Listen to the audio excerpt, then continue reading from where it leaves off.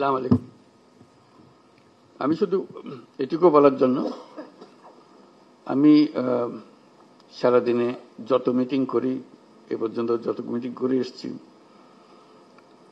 সবচেয়ে বেশি আনন্দ পাই যখন আপনাদের সঙ্গে এরকম বসার সুযোগ পাই, আলাপ করার সুযোগ পাই। কারণ এখানেই সবাই মিলে বাংলাদেশের প্রকৃত ভবিষ্যৎ রচনা করা হচ্ছে। এটা আমাকে শিহরণ জাগায় যে এরকম একটা কাজে আমি জড়িত হতে পেরেছি, নিজেকে যুক্ত করতে পেরেছি। শুধু আপনাদের কথা শোনার জন্য, এটা কিভাবে আপনারা গাইড করবেন, কোথায় নিয়ে যাবেন। আমাদের উপর দায়িত্ব দেওয়া হয়েছিল সংস্কার করার জন্য। আমরা ঠিক বুঝতে পারছিলাম না কোথা দিয়ে শুরু করি। তো প্রথমেই আলাপের মধ্যে নানা প্রসঙ্গে ঠিক হলো যে আমরা কিছু কমিশন করে দিই, যেগুলো দ্বারা প্রকৃতপক্ষে ভেতরে গিয়ে জিনিসটা তৈরি করবে। তো এটা দীর্ঘ প্রক্রিয়া, লোক জোগাড় করা ইত্যাদি। শেষ পর্যন্ত আমরা কমিশন করলাম, প্রথম 6টা কমিশন, পরবর্তীতে আরো 6টা। তো তাদেরকে 90 দিন আমরা সময় দিয়েছিলাম দ্রুত গতিতে কাজ করার জন্য। আমরা খুবই আনন্দিত যে তারা করতে পেরেছে। কয়েকটা কমিশন বেশি সময় নিয়েছে, তাতে কোনো অসুবিধা নেই।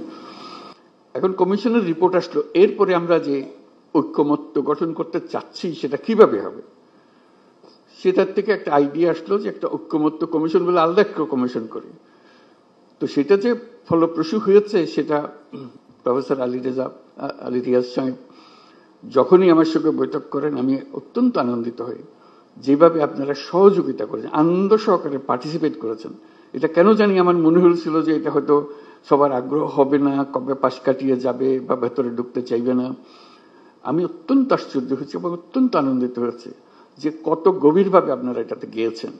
এবং শুধু ওনাদের সঙ্গে, কমিশনের সঙ্গে আলাপ করে না, নিজেদের ভেতরে আলাপ করেছেন এবং আন্তরিকভাবে বুঝে আমাদেরকে বলার চেষ্টা করেছেন, আপনাদের সঙ্গে বিতর্ক করেছেন কমিশনের সঙ্গে।